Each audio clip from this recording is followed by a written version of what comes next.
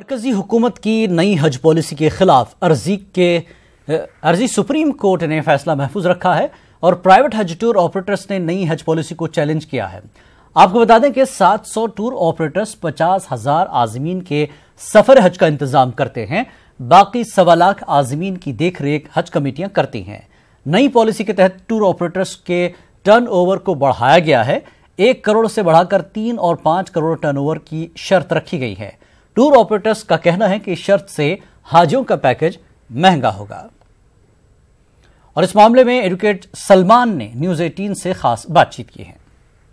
Supreme court में केंद्र सरकार द्वारा बनाई गई नई हज पॉलिसी को चुनौती दी गई है। कुछ प्राइवेट ऑपरेटर्स फिलहाल इस नई हज पॉलिसी से नाखुश हैं और उन्होंने सुप्रीम कोर्ट का दरवाजा खटखटाया है। हमारे साथ वरिष्ठ एडवोकेट सुलेमान साहब। सर, लंबे समय से फिलहाल आप इस केस को रिप्रेजेंट कर रहे हैं, क्या पूरा मामला है और आज सुप्रीम कोर्ट ने क्या कुछ कहा? देखिए, जो हज का कोटा सऊदी अरेबिया इंडिया से हाजी जाते हैं वो 2.25 लाख जाते हैं, जिसमें 1.25 लाख हाजी हज कमेटी ऑफ इंडिया के जरिए जाते हैं और 50,000 हाजी प्राइवेट टूर ऑपरेटर्स के थ्रू जाते हैं। ये जो पॉलिसी है वो प्राइवेट टूर ऑपरेटर्स की हज पॉलिसी है अगले 5 साल की, जो सरकार ने निकाली है। फेडरेशन हज पीटी ऑफ इंडिया, जो मेरे क्लाइंट हैं, उन्होंने ये याचिका दायर करी सुप्रीम कोर्ट में और उस याचिका में 2 मुख्य पॉइंट हैं जिसके ऊपर आज डिबेट हुआ। एक पॉइंट यह है कि टर्नओवर सरकार ने 1 करोड़ से 5 करोड़ कर दिया और दूसरी कैटेगरी के लिए 1 करोड़ से 3 करोड़ कर दिया।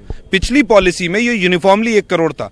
5 गुना और 3 गुना बढ़ाने से जो पैकेज है, जो हाजी को पैकेज लेना पड़ेगा, वो 5 लाख और 6 लाख का हो जाएगा। तो इस कह रही है कि ये स्टडी किया हुआ है, IIT से उन्होंने एक्सपीरियंस इस चीज का किया है और एक्सपीरियंस लेवल पर लोगों को फायदा नहीं दिया जा सकता है।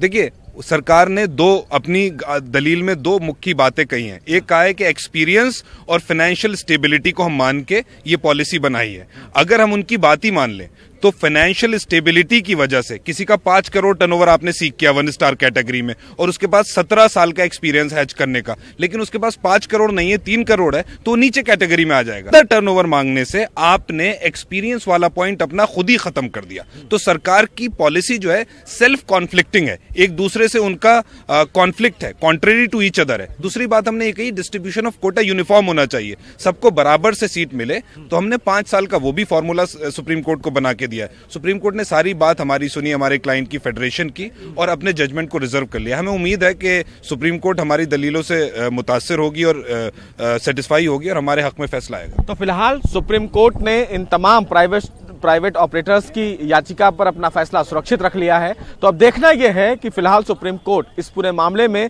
क्या कुछ अपना अहम फैसला सुनाता है। कैमरामैन गौरव के साथ सुशील पांडे, न्यूज़ 18 दिल्ली।